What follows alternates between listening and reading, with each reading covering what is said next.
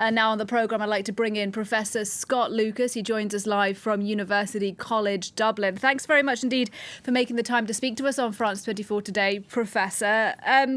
First of all, you heard Angela Diffley there saying, you know, in some ways, the Israel-Palestine question hasn't been a priority for this American administration.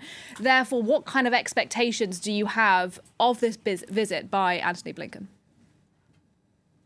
Well, I think the purpose of the Biden administration is not to pursue the idea of talks for a two-state solution, because those effectively have been dead in the water, arguably since 2009, which was the last major U.S. push under George Mitchell. Those talks are just simply not viable because Benjamin Netanyahu, the Israeli prime minister, doesn't want them. He didn't want them in 2009. He didn't want them when John Kerry tried to revive them a few years later. He doesn't want them now.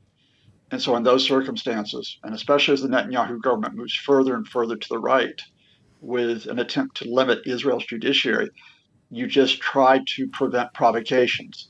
I think the Blinken message will be to Israel, look, try to back off of what you're doing in the West Bank in terms of what appears to be the heavy hand, to say the least, with, as you noted, the dozens of killings in the past month. Don't expand the settlements in the West Bank. Try to concentrate on a common line which calls for peace and stability. And he'll make that same message. He'll take it to the Palestinian leadership tomorrow when he meets Mahmoud Abbas. Yeah, we'll talk about the Palestinian leadership in a moment. But on Israel, first of all, as you say, this is the most right-wing government ever in Israel. And I wonder how much influence you think Antony Blinken actually has. I mean, I'm thinking of the security minister, Itamar Ben-Gvir. I mean, he's calling for more Israelis to carry guns to defend themselves. He's talking about demolishing Palestinian homes in East Jerusalem. Do you think Blinken will be able to persuade Netanyahu to rein in some of these more extreme elements within his government when clearly Netanyahu needs them to keep his government together, to keep him in power?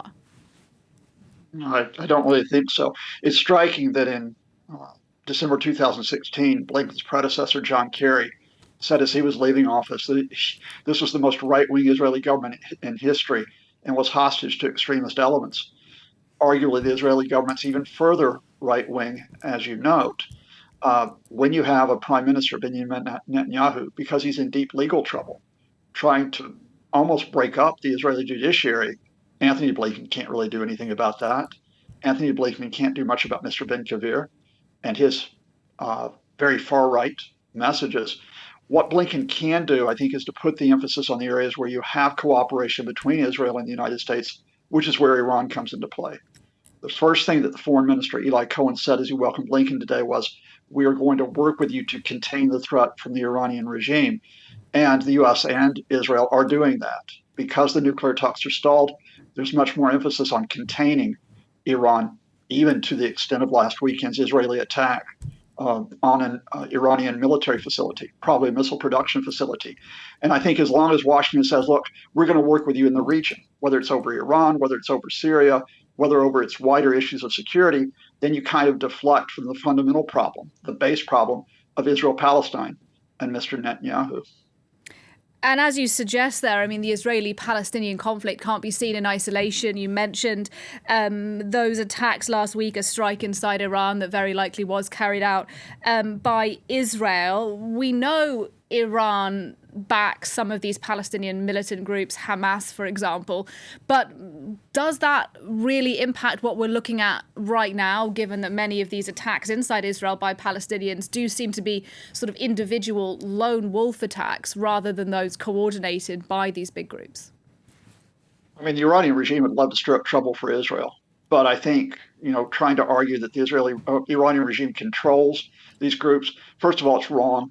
Second, it just simply, I think, increases tensions. The fact is that the Palestinian groups themselves have grievances against Israel. Some of those groups resort to violence, as we have seen.